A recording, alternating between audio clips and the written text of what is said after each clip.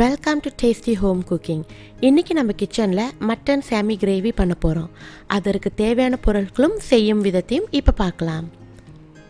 1 kilo mutton, 2 table spoon மல்லித்தூள், 1/4 teaspoon மஞ்சள் தூள், 1 டேபிள் ஸ்பூன் இறைச்சி மசாலாத்தூள், 1 டேபிள் ஸ்பூன் மிளகாய்த்தூள், 1 டீஸ்பூன் ஜீரகத்தூள், தேவையான அளவு உப்பு,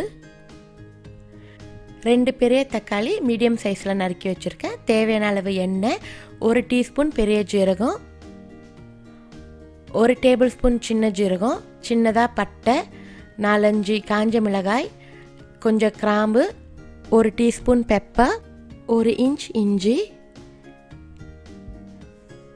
7-8 பல் பூண்டு, 2 பெரிய வெங்காயத்தை மீடியம் சைஸில் வெட்டி வச்சுருக்கேன். இப்போ குக்கரில் மட்டனை சேர்த்துடலாம். அது கூடவே 1/2 டேபிள் ஸ்பூன் இஞ்சி பூண்டு விழுது, 1/4 டீஸ்பூன் மஞ்சத்தூள், 1/2 கிளாஸ் தண்ணி சேர்த்து நல்லா மிக்ஸ் பண்ணிக்கலாம்.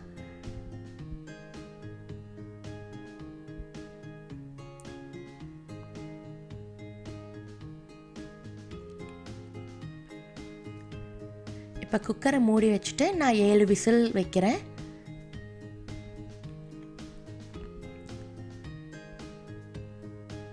ஏழு விசில் ஆயிடுச்சு.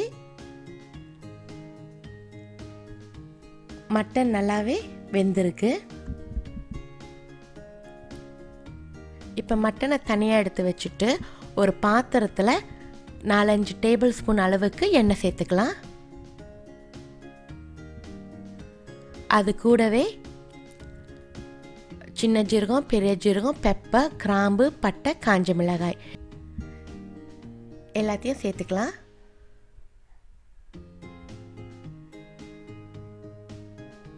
இப்போ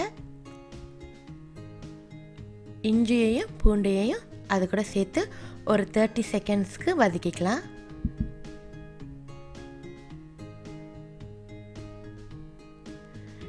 செகண்ட்ஸ் வதக்கினதுக்கப்புறம் 2 பெரிய வெங்காயத்தை சேர்த்துக்குவோம். பெரிய வெங்காயம் நல்லா வதங்கி வரட்டும்.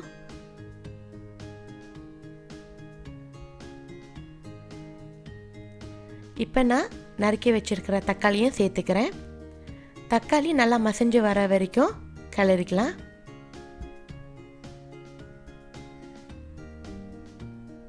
தக்காளி நல்லா குக் ஆகிடுச்சு. இப்போ ஸ்டவ்வை ஆஃப் பண்ணிவிட்டு இது கொஞ்சம் நேரம் ஆறட்டும். இப்போ நல்லா ஆறி வந்துட்டு இப்போ ஒரு மிக்ஸி ஜாரில் போட்டு நம்ம அரைச்சி பேஸ்ட் பண்ணிக்கலாம்.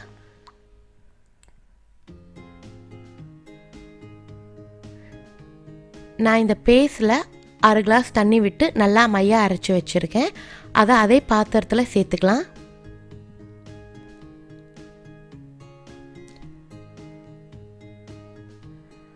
நான் பேஸ்ட் அரைச்ச அதே மிக்ஸி ஜாரில் 1/2 கிளாஸ் தண்ணி விட்டு இதோட சேர்த்துக்கிறேன்.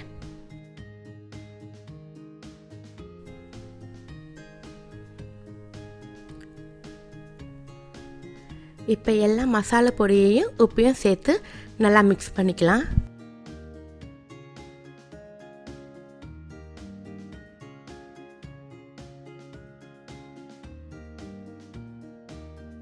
எல்லாம் ஓரளவு நல்லா மிக்ஸ் ஆகிடுச்சு. இப்போ நம்ம மட்டன் சேர்த்துக்கலாம்.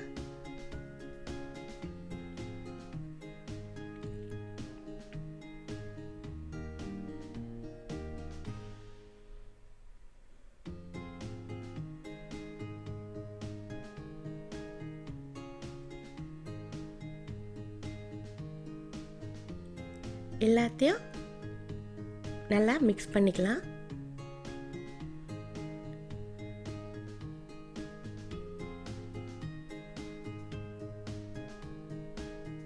இந்த மட்டன் கொதிக்கிறதுக்கு முன்னாடி நான் கொஞ்சம் கருவேப்பிலை சேர்த்துக்கிறேன்.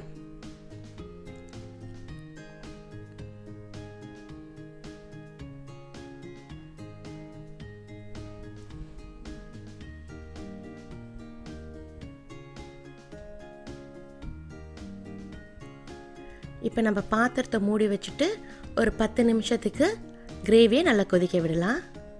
10 நிமிஷம் ஆயிடுச்சு. கிரேவியும் நல்லா கொதிச்சு வந்துட்டு, இது சாமி கிரேவினால நான் தண்ணி ரொம்ப சேர்த்துக்கல. இது கூட நான் கொஞ்சம் கொத்தமல்லி சேர்த்துக்கிறேன்.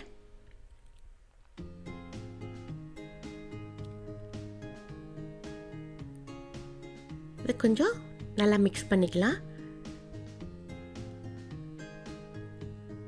அவ்வளவுதான், மட்டன் சாமி கிரேவி தயாராகிடுச்சு. இதை நம்ம ஒரு பாத்திரத்தில் மாற்றி வச்சுக்கலாம்.